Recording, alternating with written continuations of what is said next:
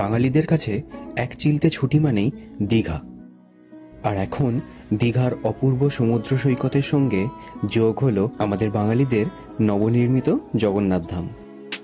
সেই টানে আমরাও চলে এসেছি দেখতে আর দেখাতে। দ্য উইকলি ওয়াকের আজকের পর্বে দীঘার জগন্নাথ ধাম।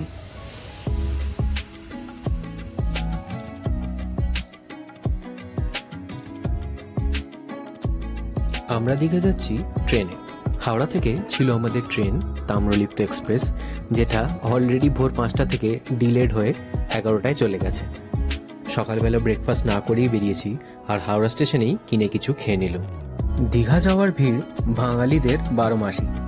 তারপরেও আমরা ট্রেনের টিকিট আর হোটেলের টিকিট দুটোই 3 মাস আগের মতো কেটে রাখি, এবং আশ্চর্যজনকভাবে লক্ষ্য করি দীঘার সি ফেসিং কিছু হোটেলের রুমও অলরেডি বুক হয়ে গেছে। প্রবাবলি দীঘার জগন্নাথ মন্দিরই তার কারণ। যাই হোক, তবু ট্রেনে উইন্ডো সিট পেতে অসুবিধা হয়নি। দেখতে দেখতে কলকাতা ছেড়ে কোলাঘাট ব্রিজ, কাঁথি সব পেরিয়ে এসে পৌঁছলাম দীঘায়। স্টেশনে ঢোকার আগেই দরজা দিয়ে মুখ বাড়ালে মন্দিরের চূড়ো দেখা যায়।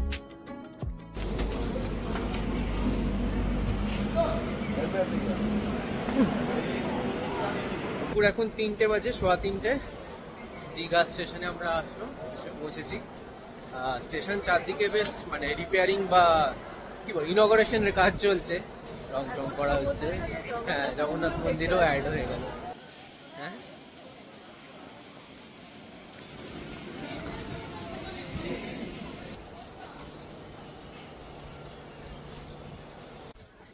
তো আমরা এখান থেকে স্টেশন থেকে বেরিয়ে রিক্সা না নিয়েই হেঁটে একটা ক্যাফেতে গিয়ে আগে খেয়ে নেবো, দিয়ে ওখান থেকে হোটেলে উঠে যাব।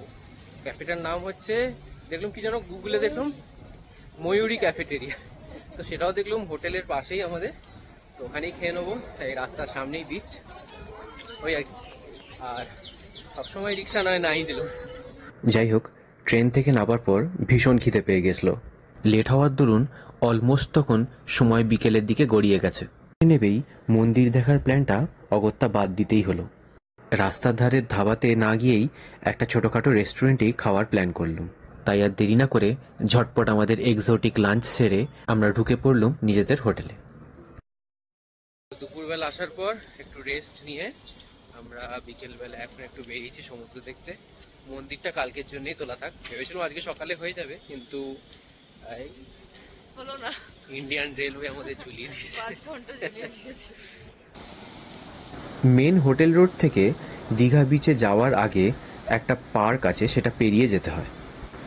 বলাই বাহুল্য, নিউ দীঘার বিচ বোল্ডার দিয়ে বাঁধানো, তাই মানুষের সমাগমটা বিচের ধারে তৈরি বাঁধানো রাস্তার ওপরে। টুকটাক স্ট্রিট ফুড বলতে সবকিছুই পাওয়া যায়, আমরা শুধু আলু কাবলি আর মোমোর মধ্যেই ব্যাপারটাকে সীমাবদ্ধ রাখলাম। অনেকদিন আগে আমি ছোটবেলায় দীঘা এসেছিলাম, সেটা ওল্ড দীঘাই হবে অবভিয়াসলি, কারণ এটা নিউ দীঘা। তো এখন এই নিউ দীঘাতে এটা আমার প্রথমবার। তো আসার পর আমার এটাই মনে হলো দুবলাগড়ি বিচের থেকে অবশ্যই ভালো। সকাল 9:30 মতো বাজে, আমাদের ব্রেকফাস্ট কমপ্লিট। এখন বেরোবো, আমরা মন্দির দর্শন করতে যাব। তো শুনছি অনেকে নাকি বলছে যে মোবাইল বাইরে রেখে যেতে হবে, ভেতরে রেকর্ডিং অ্যালাউড নেই, কিন্তু আবার দেখলাম কিছু ভিডিওসও আছে। তো সেটা গিয়েই জানা যাবে যে এক্স্যাক্টলি কি ঘটনাটা। যাওয়া যাক, তারপর ওখান থেকে সমুদ্র দর্শন হয়ে যাবে।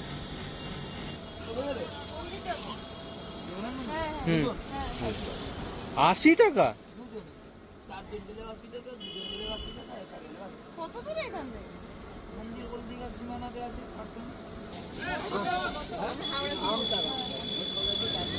চলো, কত? 50। চলো, 50 টাকা। হোটেলের সামনে থেকে জিজ্ঞেস করো, 80 টাকা বলবো। জাস্ট 2 পা হেঁটে ইউনিয়ন। স্টেশনের এতই কাছে মন্দিরটা যে কোনো হোটেল থেকেই পায়ে হেঁটে অলমোস্ট চলে যেতে পারেন একটু কষ্ট করলে। মন্দিরের সামনের রাস্তা দিয়ে একদিকে গেলে পড়বে ওল্ড দীঘা, এবং আমরা যাচ্ছি নিউ দীঘা দিয়ে। 6 নম্বর গেটের কাছে পার্কিং, সেখান থেকে নেবে সিকিউরিটি চেক করে মন্দিরে প্রবেশ। প্রবেশ পথের সামনে এখানে চপ্পল রেখে যেতে হবে মাঠের ওপর। আলাদা একটা সেপারেট জায়গা করতেই পারতো চটি রাখার, বলো, মাঠের ওপর না করে। 2018 সালে প্রস্তাবিত মন্দির সম্পূর্ণ তৈরি করতে 250 কোটি টাকার বাজেট লাগে। আর মন্দির সহ সম্পূর্ণ এই জায়গাটা 20 একর জমির ওপর দাঁড়িয়ে। বিশাল বড় জায়গা, এত বড় জায়গা পুরীর মন্দির, জায়গাটা মানে প্রেমিসটা বিশাল বড়, হিউজ। প্রত্যেকটা স্তম্ভে একটা করে চার্জার লাগানো। এনারা পা ধোয়ার জায়গা করেছে, দিয়ে সোজা সামনে। পা পুরো পুড়ে যাচ্ছে, সকাল 9টা তাতেই এই অবস্থা।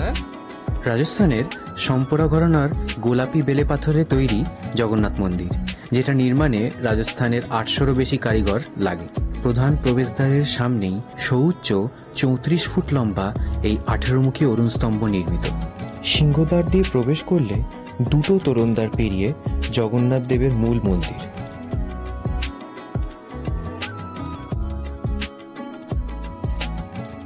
তার প্রথম তোরণদ্বারে জগন্নাথ দেবের এক আলাদা মূর্তি দেখা যায়। প্রথম তোরণ পেরিয়ে দ্বিতীয় তোরণ ঢোকার আগেই দুপাশে জলাশয়ের মতো করে সুন্দর একটা অংশ তৈরি করা, যেটা মন্দিরের শোভাকে সত্যি বাড়িয়েছে। যা গরম, মোবাইল পর্যন্ত গরম হয়ে যাচ্ছে, ভিডিও তোলা দায় হয়ে যাচ্ছে। দ্বিতীয় তোরণের প্রবেশের পর ডান দিকে ভগবান বিষ্ণুর এক কালো রঙের শয্যারূপী মূর্তি দেখা যায়। দুটো তোরণদ্বার পেরিয়ে এসে পৌঁছেছি আমরা তৃতীয় দীপস্তম্ভে মন্দিরের, যেটা হলো মূল মন্দির। সমগ্র মন্দিরেরই গায়ের কারুকার্য সত্যি দেখার মতো। এবারে মেন মন্দিরে প্রবেশ। সম্ভবত এত প্রখর গরমের জন্যেই মন্দিরে দর্শনার্থীদের সংখ্যা এতটা কম ছিল। পুরীর জগন্নাথ মন্দিরের মতোই দীঘার জগন্নাথ মন্দিরেও প্রত্যেক দিন সকালবেলা ধ্বজা পরিবর্তন করা হয়, যেটা দর্শন করতে হলে ভোর 5টায় এসে উপস্থিত হতে হবে। চলো, জয় জগন্নাথ। জয় জগন্নাথ। প্রধান মন্দির প্রবেশের প্রথমাংশ হল নাট মন্দির। 16টা সুউচ্চ অস্বাভাবিক সুন্দর কারুকার্যে তৈরি স্তম্ভের ওপর এই নাট মন্দির দাঁড়িয়ে, এবং এই নাট মন্দিরের পেছন দিকে গরুর স্তম্ভ পেরিয়ে ভোগমণ্ডপ। ভেতরটা পুরো 5 স্টার হোটেলের মতো। কতদিন এরকম থাকবে? চেষ্টা করবেন দেশের সম্পত্তি, রাজ্যের সম্পত্তি এরকম ভাবেই রাখার। নাট মন্দির পেরিয়ে জগমোহনও এক সুবিশাল জায়গা জুড়ে। সেখানেই জগন্নাথ, বলরাম এবং সুভদ্রার নিম কাঠের মূর্তি প্রবর্তিত। খুব সারপ্রাইজিং যে একেবারে ভেতর পর্যন্ত সব ছবি সবাই অ্যালাউ করছে। আমি তো ভেবেছিলাম যে মোবাইলই বোধহয় নিয়ে ঢুকতে দেবে না, বাট একদম যতটা হোক যতটা কাছ থেকে সম্ভব আমি দেখিয়েছি। ভগবান দর্শনে প্রসাদ নিয়ে বেরিয়ে আসলাম আমরা মন্দির থেকে। মন্দির থেকে বেরিয়ে এসে তার পেছনে অশ্বদ্বারে এসে উপস্থিত হলাম। সেখান থেকে ঘুরে মন্দির পরিক্রমা করতে বেশ কিছুক্ষণ সময়ও লাগবে, এবং নজরে পড়বে বিভিন্ন দেবদেবীর কালো রঙের স্তম্ভ মূর্তি প্রবর্তিত।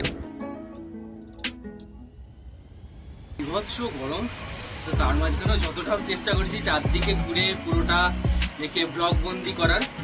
তো আমার ভিউয়ার্সদের কাছে এই অসামান্য খাটনির জন্য সাবস্ক্রাইব টু ভিডিও। পুরীর মন্দিরের যে ঐতিহ্য, সেই ঐতিহ্যটা এখনো তৈরি হতে সময় লাগবে, তার কারণ সেটা একটা কতকাল পুরনো একটা মন্দির এবং তার কত হেরিটেজ। আজকে এইটা আমাদের বাঙালিদের কাছে একটা বড় জিনিস। সত্যি পশ্চিমবঙ্গে হয়েছে, আমরাও চেষ্টা করবো এটাকে যত্ন করে রাখার, এবং আমাদের ভিউয়ার্সদের কাছেও এটাই রিকোয়েস্ট, যখনই আসবেন এটা ভেবেই আসবেন যে এটা আমাদের সম্পত্তি, আমাদের বাঙালিদের। এই হচ্ছে 3টে রথযাত্রার, 3জনের 3টে। মন্দির দর্শনের পর আমরা সমুদ্র দর্শনও ছোট করে সেরে নিই। জগন্নাথ মন্দিরের ব্যাপারে একটা গুরুত্বপূর্ণ তথ্য দিয়ে রাখি। আমরা যখন যাই, ভোগ দেওয়ার ব্যবস্থাপনা তখনও শুরু হয়নি, কিন্তু এখন সেটা চালু হয়ে গেছে। সকাল 8টা-9টা নাগাদ আসলে 6 নম্বর গেটের সামনে ডালা আর্কেড থেকে ভোগ কিনে আপনারা উৎসর্গ করতে পারেন। যাই হোক, দেখতে দেখতে আমাদের দীঘা পরিক্রমার সময় শেষ হয়ে আসলো। খাও ভর পেটে দুপুরবেলা খাওয়া দাওয়া সেরে আমরা হোটেলে ঢুকে পড়ি। তো আজকে আমাদের দীঘা ব্লগ এখানেই আমরা শেষ করছি। রাত্রিবেলা আমাদের ট্রেন আছে কান্ডারি এক্সপ্রেস, যেটা অলরেডি লেটে চলছে, পৌঁছবো কখন জানি না। তো এটা আমার কাছে দীঘা প্রথমবার। তোমার কাছে কত? 3 নম্বর। Third time. আমি এসছি আগে, বললাম আগে ভিডিওতে, সরি এই ভিডিওতেই বলেছি, আগে এসছি, ঘুরে গেছি, বাট এই নিউ দীঘাটাতে আসিনি। এটা আমার কাছে ফার্স্ট টাইম। আপনার ভালোই, অন্যান্য অনেক বিচের থেকে অনেক ভালো,